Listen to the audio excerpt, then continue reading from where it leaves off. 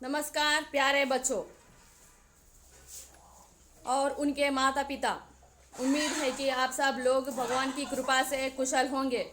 घर में ही रहिए, सुरक्षित रहिए, अपने स्वास्थ्य का पूरा पूरा ध्यान रखिए, माता पिता का भी आज्ञा का पालन कीजिए और पढ़ाई में ध्यान दीजिए। हमारे द्वारा बताए गए वीडियो ऑनलाइन क्लासेस सुनिए, असाइनमेंट्स और ऑनलाइन टेस्ट समय पर कीजिए और पाठ को समझने का प्रयत्न कीजिए। हमारे द्वारा बताए गए असाइनमेंट्स, प्रश्न के उत्तर क्लास वर्क में लिखकर नेवर स्किप पर पोस्ट कीजिए।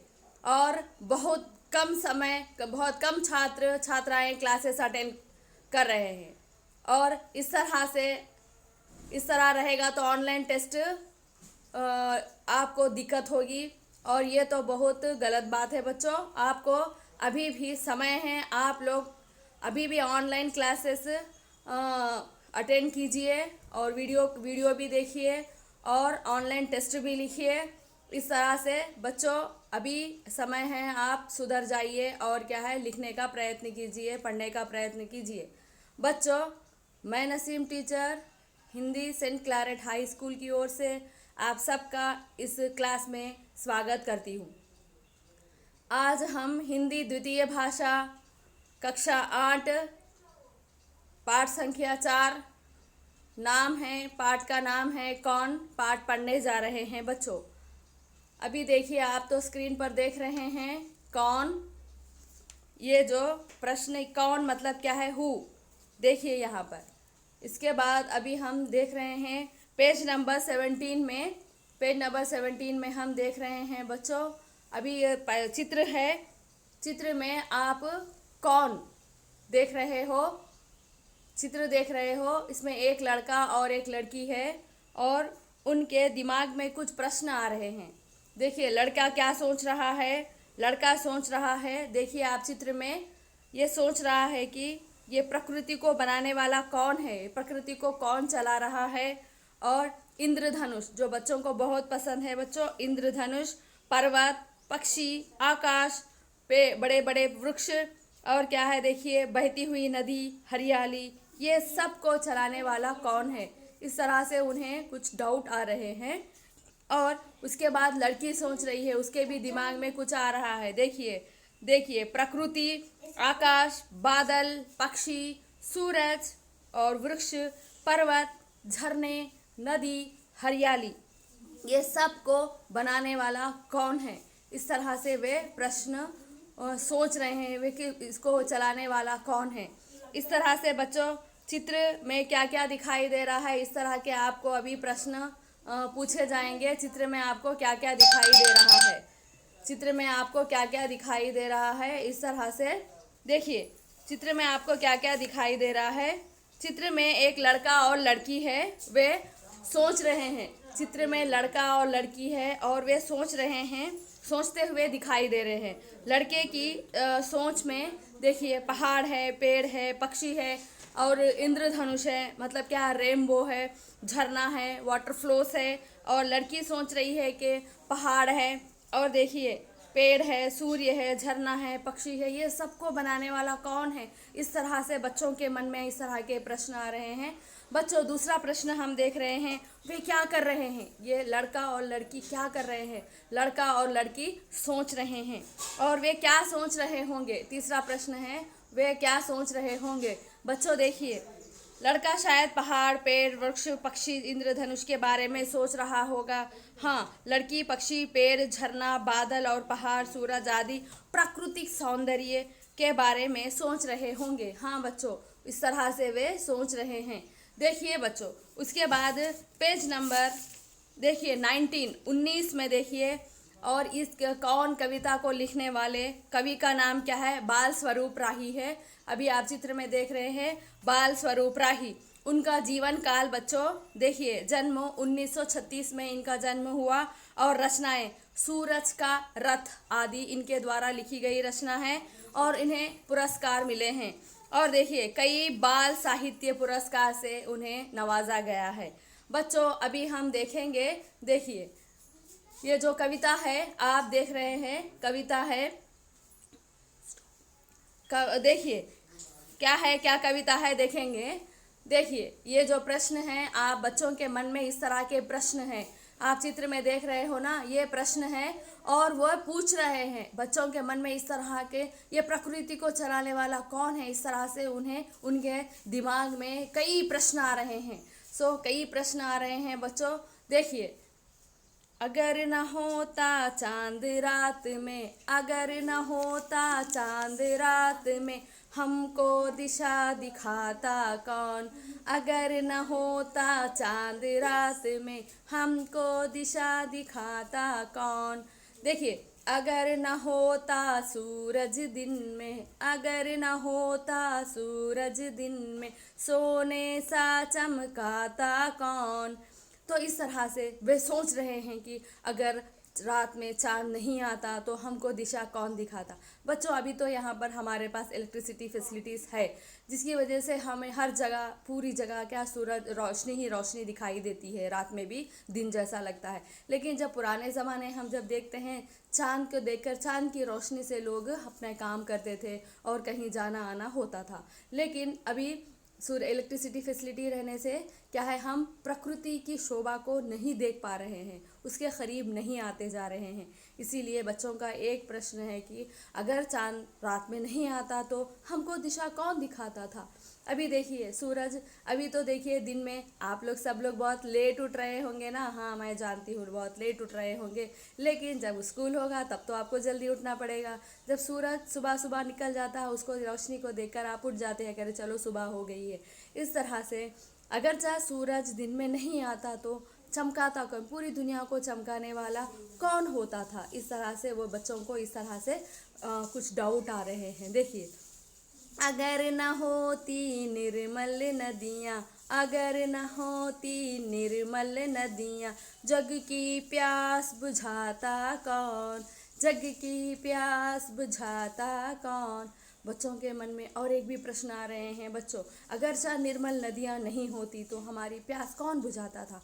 देखो बच्चों, हमें पानी जो समय पर मिल रहा है खेती बाड़ी के लिए, और हमें भी क्या है, नहाने धोने के लिए सब हम नदी का पानी इस्तेमाल कर रहे हैं, पीने के लिए। सबकी ये जो प्रकृति है, भगवान ने हमें हर चीज़ दिया है। इस तरह से नदियाँ भी हमारे लिए ही उपयोगी है, और क्या है, नदियाँ ही हमारी प्यास बुझा रही हैं। अगर चाहे नदियाँ नहीं होती तो हमारी प्यास बुझाने वाला पानी कहाँ से मिलता था।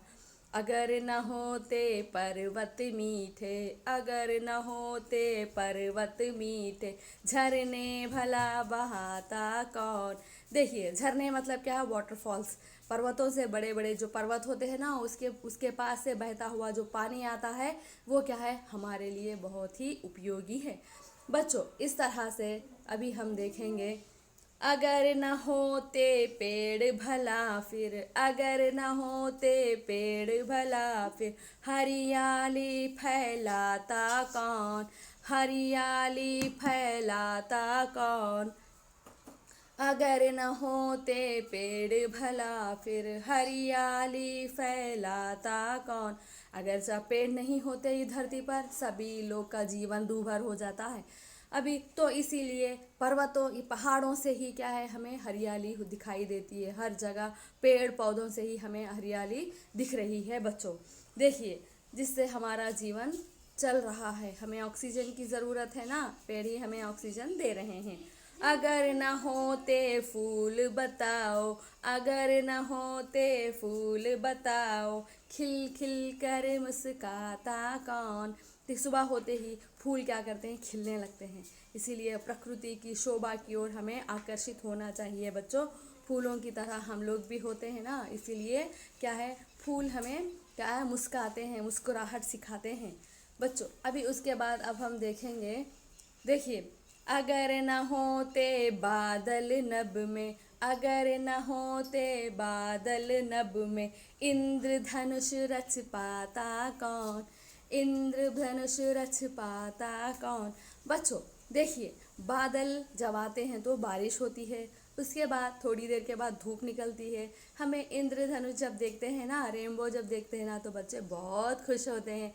इंद्रधनुष को देखकर बच्चे बहुत खुश होते हैं। इंद्रधनुष में 7 रंग होते हैं। इस तरह से इंद्रधनुष बादलों में आता है। देखिए, अगर न होते हम तो बोलो ये प्रश्न उठाता कौन। अगर न होते हम तो बोलो ये प्रश्न उठाता कौन। बच्चों, अगर जब हम नहीं होते या फिर बच्चे नहीं होते तो ये प्रश्न कौन उठाता। इस तरह से ये बच्चे हमारी उनकी जो सोच है, उनके जो विचार है, उनके जो प्रश्न है हमारे सामने रख रहे हैं। इस तरह से बच्चों, अब हम देखेंगे पाठ में दिए गए जो चित्र है ना, वो चित्र चित्र के बारे में बातचीत करो। हाँ बच्चों, पाठ में जो चित्र दिए गए हैं वो चित्र के बारे में बातचीत करो। बहुत आपको अच्छे लगे होंगे ना चित्र, रंग बिरंगे चित्रों को देखकर आप खुश हुए होंगे ना। देखो बच्चों, पाठ में कौन चित्र बहुत सुंदर है। देखिए, प्रश्न चिन्ह आप देखे ना, है ना। प्रश्न चिन्ह जो क्या है, बहुत बड़ा प्रश्न है, इसमें आपको कई डाउट्स है ना। ये जो प्रश्न है वो प्रश्न चिन्ह है और क्या है, बहुत सुंदर है। प्रश्न चिन्ह के सारे प्राकृतिक चित्र अंकित है। यहाँ पर देखिए आप, प्रकृति में हर चीज़ हमें दिखाई दे रही है। देखो बच्चे, देखिए बादल है, पेड़ पौधे हैं, पक्षी है, हरियाली है।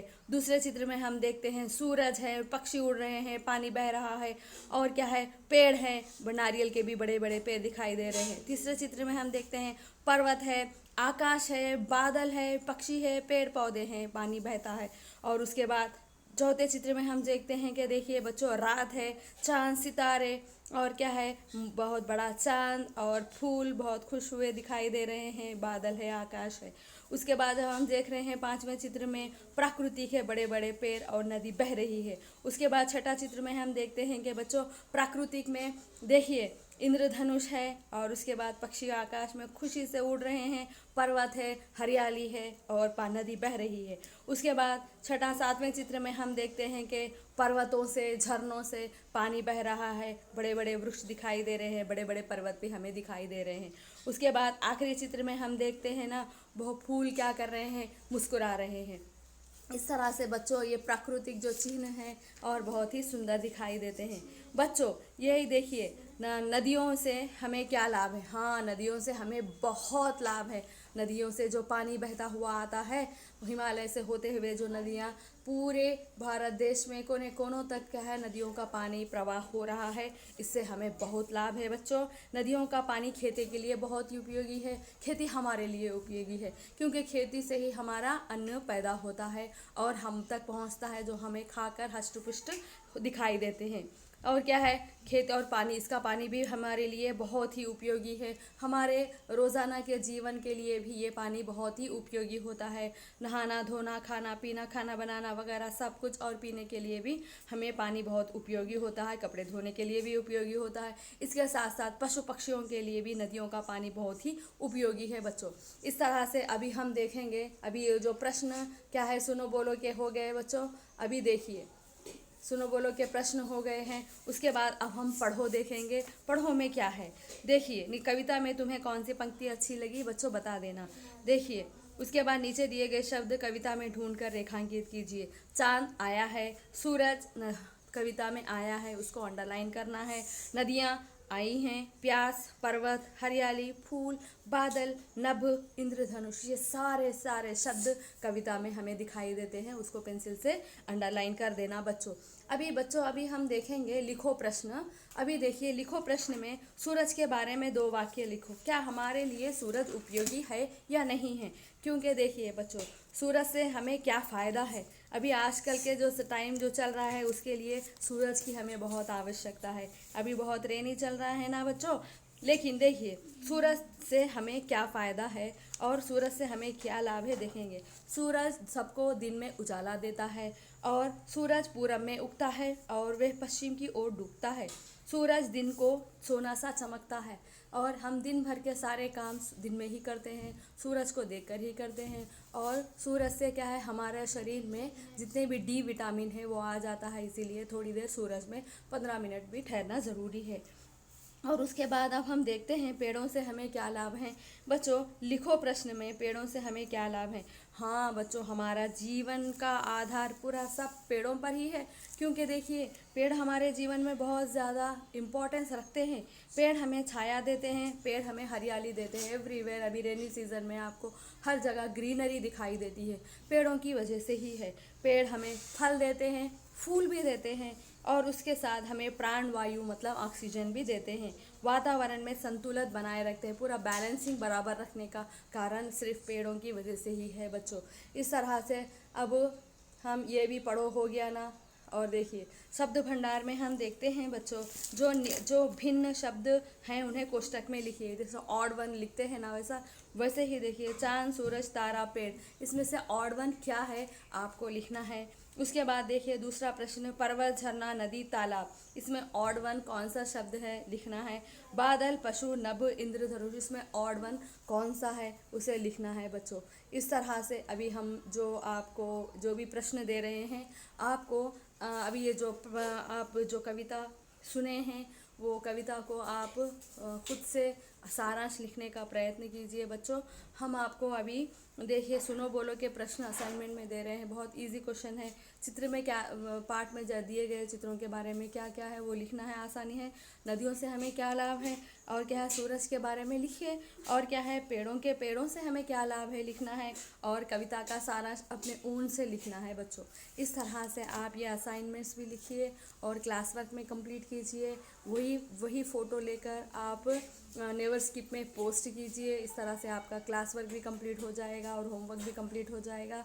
और 6:30 के समय में आप ये ऑनलाइन जो टेस्ट है वो टेस्ट भी लिखिए। बहुत इजी प्रश्न हमने आपको दिया है, वो सब लिखने का प्रयत्न कीजिए। मैक्सिमम स्टूडेंट्स ये लिखने का प्रयत्न कीजिए। इस तरह से बच्चों अभी यहाँ पर हमारी क्लास समाप्त करते हैं। आप इसको पढ़िए, बहुत आसान कविता है और इसको लिखना और पढ़ना बहुत आवश्यक है। इस तरह से बच्चों धन्यवाद।